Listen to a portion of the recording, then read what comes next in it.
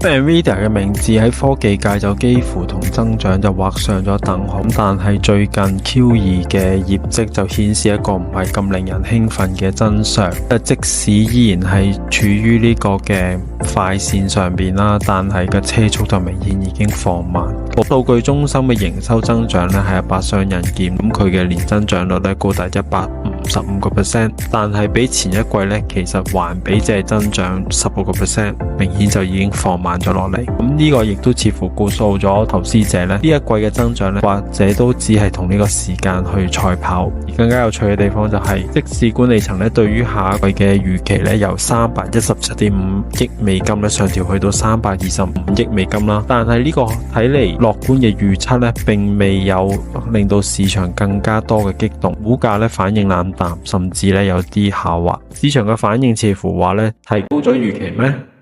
豪億我一早已經預咗。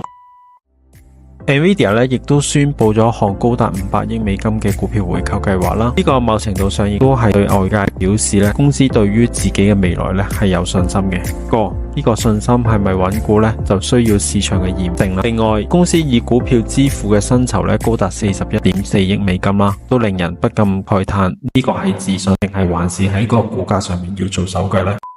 展望未來啦，雖然管理層對於 Nvidia 嘅 AI 晶片需求係充滿信心，但係科技巨頭嘅 AI 基礎設施建設完成之後咧，需求可能會出現明顯放緩。而另一個潛在風險就係 Nvidia 嘅客戶可能因為之前擔心供應不足而過度訂購呢種囤貨嘅心態，咁可能會喺未來18個月咧導致需求急嘅下降。不過不得不提咧，就係 Nvidia 咧喺機械人市場嘅深耕，不僅推出咗呢個嘅機械人模擬嘅 Nvidia Isaac Sim 啦，亦都有自主機械 Jetson 系列，呢個亦都標誌住咧 Nvidia 喺新興嘅機械人領域咧，可能係同樣能夠大展拳腳。咁雖然啦，機械人嘅市場嘅整體規模咧仍然細過 AI 市場好多，但係呢個未充分估值嘅催化劑，例如好似 Tesla 嘅 Optimus 嘅機械人大規模投入使用，而令到出現一個突然嘅爆發咧。總體嚟講咧 ，Nvidia 嘅未來咧係充滿咗變數同埋機會嘅。雖然咧當前嘅增長勢頭咧係有所放緩啦，但係呢間公司嘅故事咧依然係遠未結束。嗰啲習慣咗 Nvidia 不斷刷新增長紀錄嘅投資者嚟講咧，可能就需要重新去調整佢個期望值咯，準備好要迎接一個更加曲折同埋波動嘅表現。